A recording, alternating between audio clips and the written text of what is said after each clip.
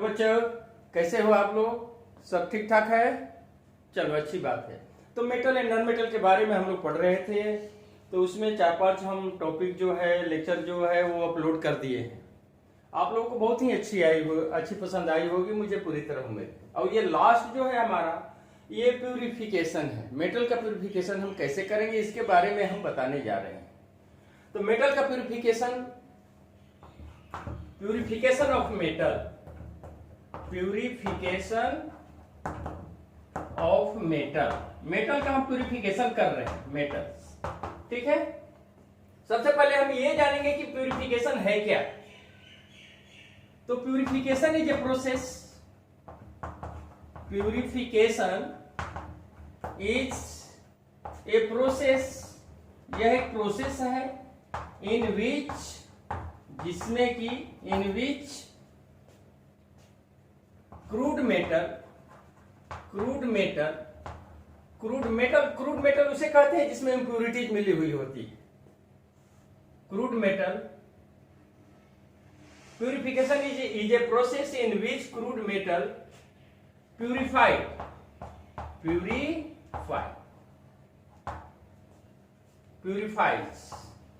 किया जाता है। अब इसके कुछ कंडीशन भी होते हैं। कंडीशन क्या क्या है भाई?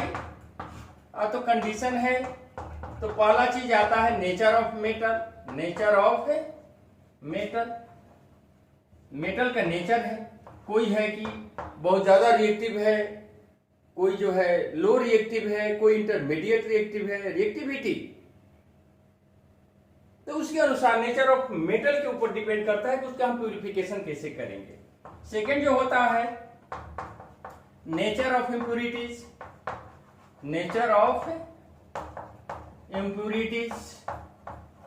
Present in metal. अब उस मेटल में किस टाइप की इम्प्यूरिटीज है, इस पर डिपेंड करता है प्यूरिफिकेशन। थर्ड जो होता है डिपेंड करता है हमारा, ठीक है, थर्ड हमारा जो डिपेंड करता है, पहला जो है मेन यही दो चीज है, nature of the metal, nature of the impurities present in the purpose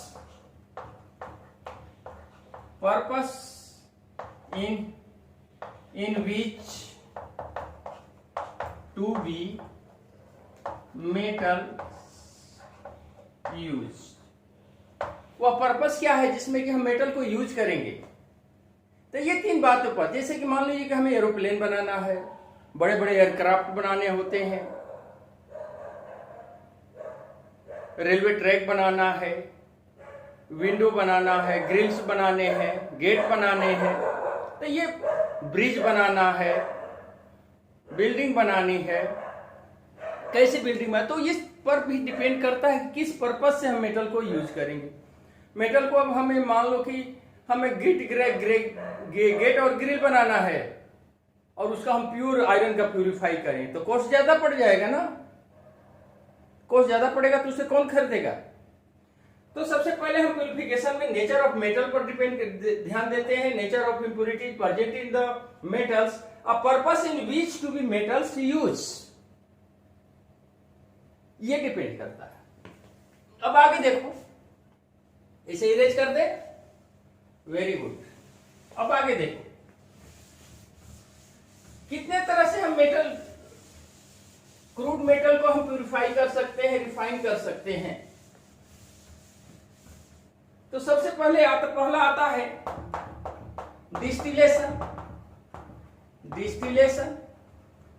distillation द्वारा क्रूड मेटल को प्यूरिफाई किया जाता है।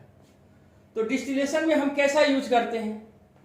तो डिस्टिलेशन प्रोसेस में हम क्या यूज करेंगे, किस तरह के मेटल को हम प्यूरिफाई करेंगे, ठीक है।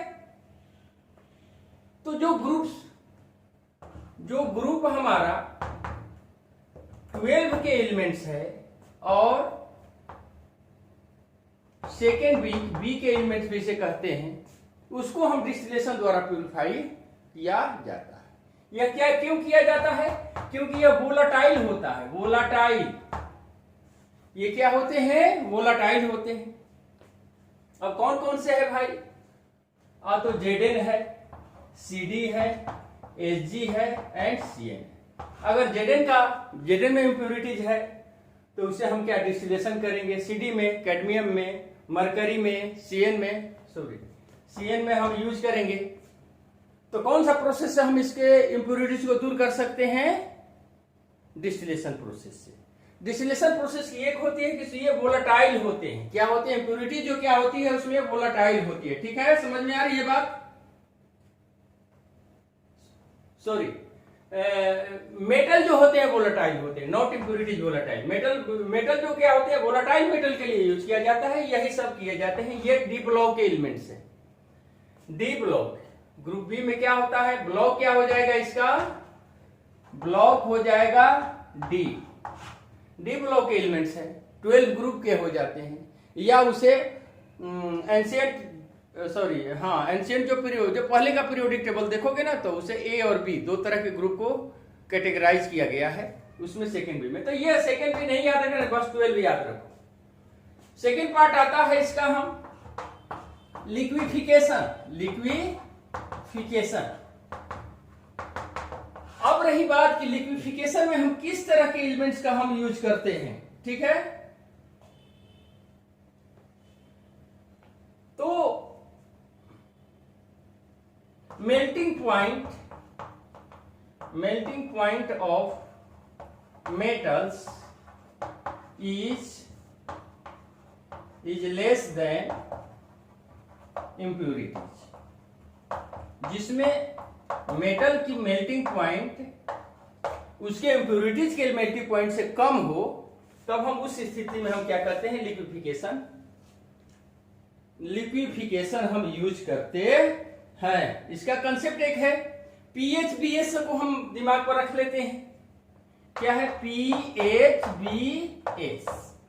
P से होता है PB, S से होता है, ऐसे कर देते हैं।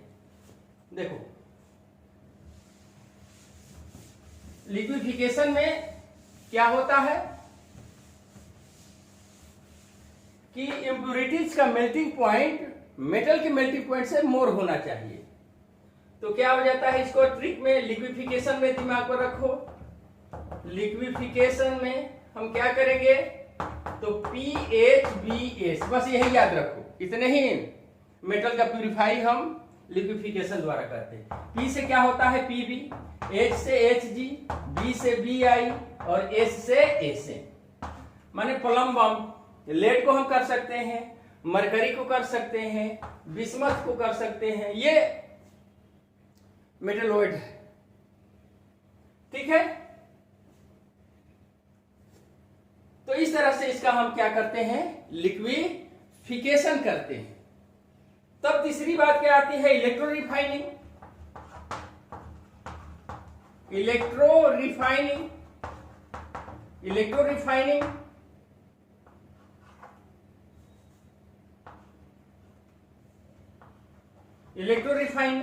अब प्रश्न ये उठता है कि इलेक्ट्रो रिफाइनिंग में हम किस तरह करके हम मेटल को प्यूरिफाई करते हैं। तो इलेक्ट्रो रिफाइनिंग में हम करेंगे तो क्वाइनेज मेटल का करते हैं रिफाइन। किसका करते हैं? क्वाइनेज मेटल का हम रिफाइनिंग करते हैं। इसमें क्वाइनेज मेटल का हम रिफाइनिंग करते हैं। तो क्वाइनेज मेटल क्या है? हमारे पीरियोडिक टेबल में ग्रुप जो 11th है इसको क्या कहा जाता है? क्वाइनेज मेटल कहा जाता है। Coinage metal. अब उसमें क्या है? कॉपर है Cu,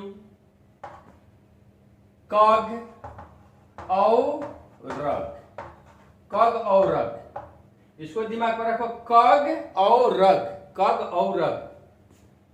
जो मेटल है इसका क्वाइन बनता है। कॉपर का भी क्वाइन देखे होगा, मार्केट में मिलता है। Ag का, सिल्वर का भी मिलता है। गोल्ड स्मिथ के पास जाओगे तो सिल्वर का भी मिलेगा, गोल्ड का भी मिल जाएगा, है ना। तो ये सबको क्वाइन बनाए जाते हैं, इसलिए इसे क्वाइनेज ग्रुप 11th को क्वाइनेज ग्रुप कहा जाता है। ठीक है, ओके। तो इस तरह से क्वाइनेज जो ग्रुप 11th है, ग्रुप 11th को क्वाइनेज मेटल कहा जाता है। और इसकी रिफाइनिंग कैसे की जाती है? इलेक्ट्रो मेथड से किया जाता है, इलेक्ट्रो रिफाइनिंग किया जाता है, ठीक है, इलेक्ट्रो रिफाइनिंग किया जाता है, ठीक है। उसके पास में जोन रिफाइनिंग आता है, जोन रिफाइनिंग,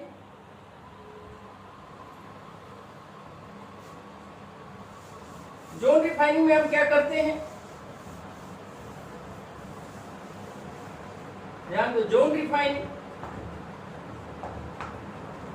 जोन रिफाइनिंग में हम क्या करते हैं, तो जोन रिफाइनिंग में हम करते हैं तुम्हारा जो सेमीकंडक्टर जो एलिमेंट्स होते हैं उसी का जोन रिफाइनिंग कहा जाता है। सेमीकंडक्टर, सेमीकंडक्टर क्या होता है, जिसमें करंट फ्लो धीरे धीरे करे, स्लो, पहले इंसुलेटर रहे और बाद में जैसे जैसे टेम्परेचर इंक्रीज करेगा वो कंडक्टर हो जाता है। ग्रुप 13 में भी मिलेगा, ग्रुप 14 में भी मिलेगा, ग्रुप 15 में भी मिलेगा, 16 में। तो क्या होता है, सिलिकॉन, पहले 13 का ले लो बोरन, 14 में कार्बन का छोड़ दो, नीचे आओ silicon,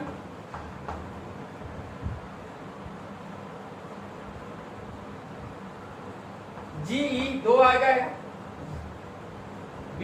boron, silicon, germanium, bismuth, है ना,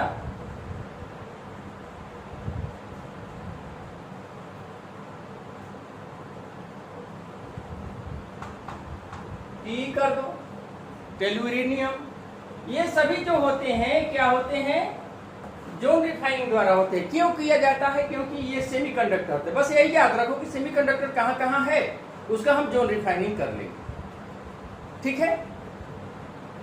अब एक और आता है vapour phase refining, vapour phase refining. तो वेपर फेज रिफाइनिंग कितने तरह की होती है, तो ये 2 तरह की होती है,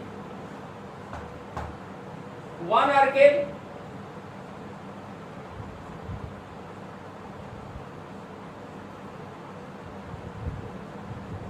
एक मोन्ड प्रोसेस का, मोन्ड प्रोसेस, और 1 आर्केल, 1 आर्केल मेथड कर दो इसमें, ठीक है। 1 आर्केल में कौन सा किया जाता है, तो टीआई किया जाएगा, और इसमें किया जाएगा क्या, तो निकल किया जाएगा और कोबाल्ट को किया जाएगा। In 1 Arkel plus Mond process is known as vapour phase refining. तो ये हमारा कितना हो गया, पहला हम लोग पढ़े डिस्टिलेशन प्रोसेस द्वारा,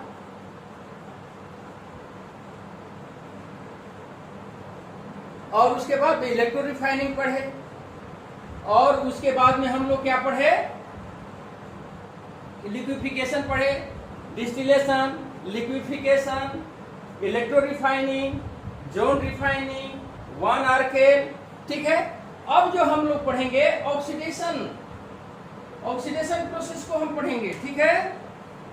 ऑक्सीडेशन प्रोसेस द्वारा भी कुछ चीज को रिफाइन किया जाता है। चलो इसको कर लो, डन कर लो, मिटा देते हैं हम। तो ऑक्सीडेशन से भी मेटल का रिफाइनिंग किया जाता है। Oxidation process, oxidation process, oxidation process में क्या किया जाता है, ठीक है। तो वैसे मेटल जिसका एफिनिटी जो होती है इम्प्योरिटी से मोर, ऑक्सीजन से मोर, तो लिखो दैट मेटल्स their affinity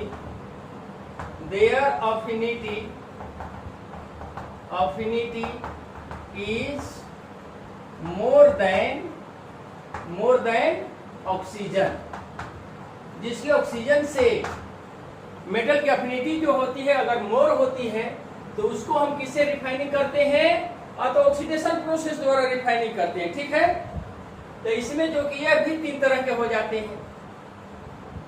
1 कर दो, तो 1 में आ जाता है बेसमेराइजेशन, बेसमेराइजेशन द्वारा हम किसको करेंगे भाई, तो जितना है पिग आयरन है, पिग आयरन, आयरन और कॉपर को हम मेस्मराइजेशन द्वारा प्यूरिफाई करते हैं। सेकेंड जो होते हैं इसका, ठीक है, कोपलेशन। कोपलेशन मेथड से भी रिफाइनिंग किया जाता है। कौन? देखो, ऑक्सीडेशन प्रोसेस जो होते हैं वो 3 पार्ट में बढ़ जाते हैं, bessemerisation, cupellation and poling. Bessemerisation, cupellation and poling. तो कोपलेशन में हम किसका हम करेंगे, ठीक है, तो पीबीओ माने लेड ऑक्साइड का करेंगे। और थर्ड में क्या होता है, पोलिंग मेथड से हम किसको करेंगे, प्यूरिफाई करेंगे। ध्यान दो कि oxidation process that metal their affinity is more than oxygen, we use the purification that type of crude metal through oxidation process, and we also know that the oxidation further subdivided into 3 categories: mesmerization, coupletion and pooling. तो polling में क्या होता है, तो polling में हम उसी को यूज करेंगे जिसका उसी का ऑक्साइड इंप्योरिटीज के रूप में रहे, है ना।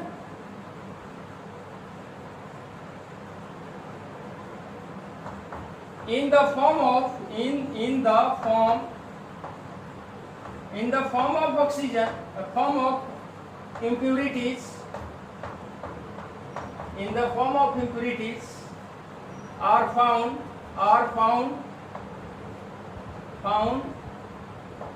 in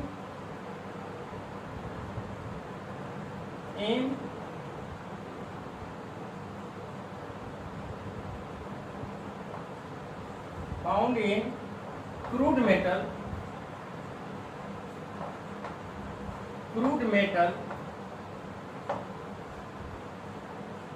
that elements माने पोलिंग में हम उसी का करेंगे कि मान लो कि कॉपर का निकालना है या किसी भी एलिमेंट का, हमें जो क्रूड मेटल है उसमें मान लो कि आयरन है तो आयरन का ही ऑक्साइड जो है वो प्रेजेंट हो उसमें इंप्योरिटीज के रूप में, कॉपर है तो कॉपर का ही ऑक्साइड इंप्योरिटीज के रूप में प्रेजेंट हो, तब हम उस प्रोसेस को में उसे रिफाइन करने के लिए हम क्या करते हैं, पोलिंग प्रोसेस को हम यूज करते हैं। कौन सा प्रोसेस को यूज करेंगे, पोलिंग प्रोसेस को हम यूज करेंगे।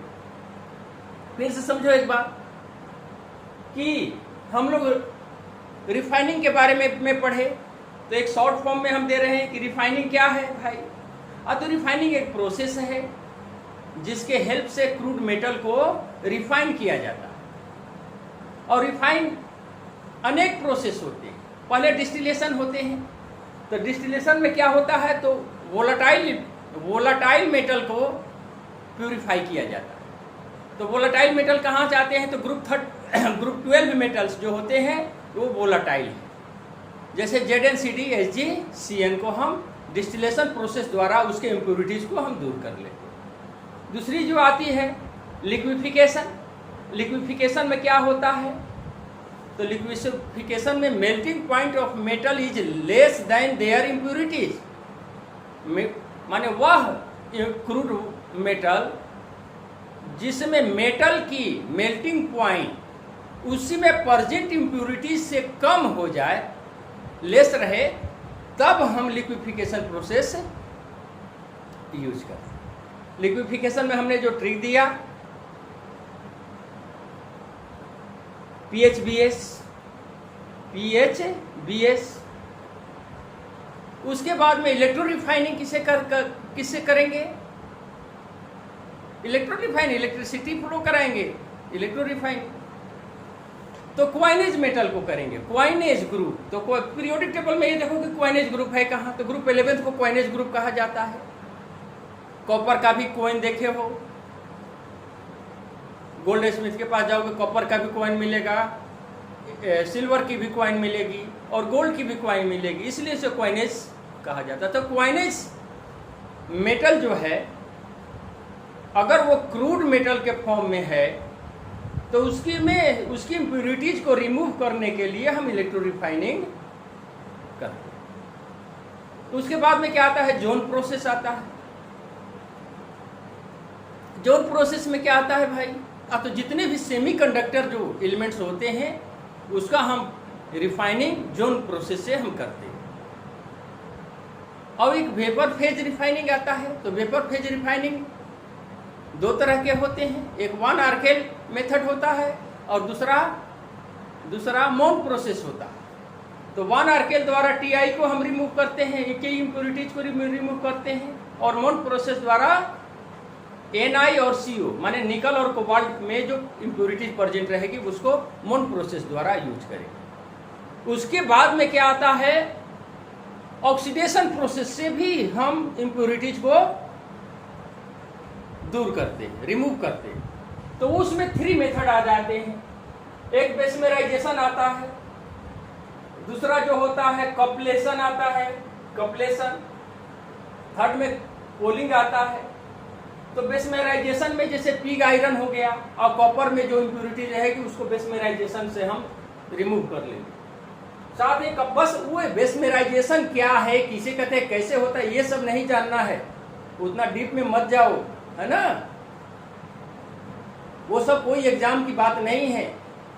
उतना आदमी चला जाता है जिसका कि कोई एग्जाम पॉइंट से कोई मीनिंग ही, मतलब ही नहीं रहता, उसे पूछता ही नहीं रहता। हाँ, किस एलिमेंट का हम बेसमेराइजेशन कराएंगे, किसका पोलिंग कराएंगे, किसका कपलेशन कराएंगे, किसका इलेक्ट्रो रिफाइनिंग कराएंगे, किसका हम लिक्विफिकेशन कराएंगे, किसका डिस्टिलेशन कराएंगे, ये इस पर डिपेंड करता है। और कपलेशन में पीबीओ को हम करेंगे रिफाइन।